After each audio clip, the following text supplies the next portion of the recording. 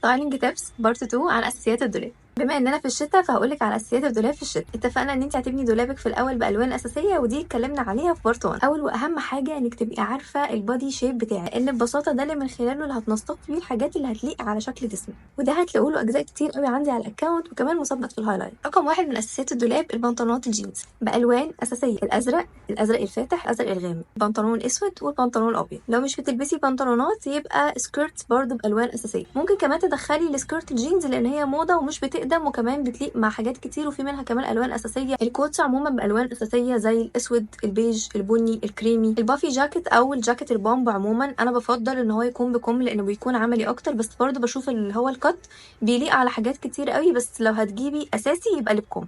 الكارديجان بشوفها اساسيه وعمليه قوي، ممكن تجيبي مثلا 2 بالوان اساسيه زي الاسود او البيج. البيزكس الهاي نيك او الهاي كول بتبقى رقبتها عاليه بالوان اساسيه. السويتشيرتات اكتر حاجه بشوفها عمليه ومناسبه جدا صيف وشتاء ومريحه وتنفع على حاجات كتير كده. انت بقى عندك كبسول ووردروب تقدري تعملي منه 100 اوتفيت، يعني كل القطع دي هتليق على بعضها وتقدري تدخليهم وتنسقيهم مع بعض وهيطلع لك مليون اوتفيت ومليون فكره. يا رب تكونوا استفدتوا. استنوا بارت 3 الاسبوع اللي جاي.